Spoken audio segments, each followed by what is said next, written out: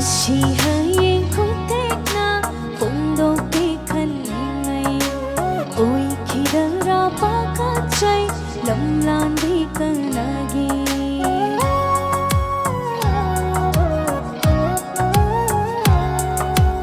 Chỉ hãy khúc tết na phong độ tê khăn ngày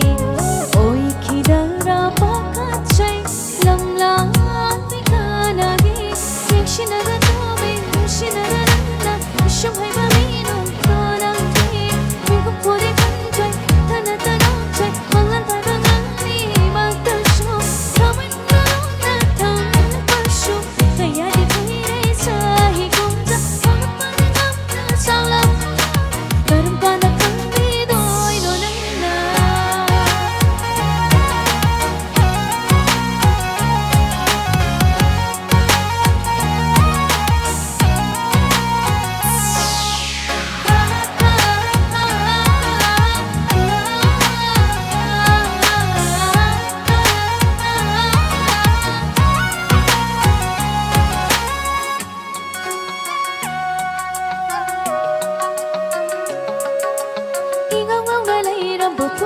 She tumi na bulay uyadare isam sam na lay rambo wakashu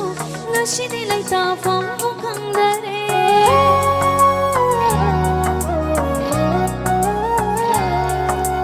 ingawaw na lay rambo punshi she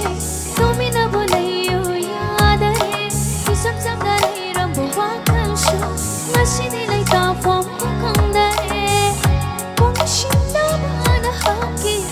Nushina todona Ningo shi kaya da wahalaba Yeshina da tumi Yeshina da rana Shumhai mami nung tonang ni Bigup ko din kanjay Tana tanong chay Mga tay mangani magtasyo Kawan na tam na pasyo Kaya di kire chay kumja Unang na chala Karam ka na kami doy no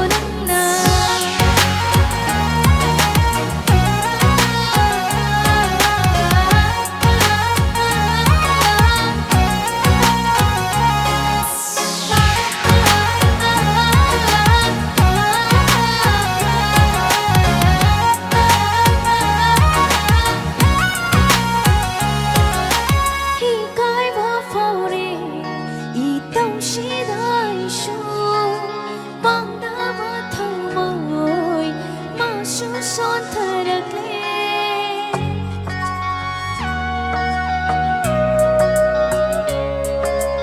ngai jarang patan jashu nakani ta jadare fondo manjat iran hoy horedo yeshina da tumi yeshina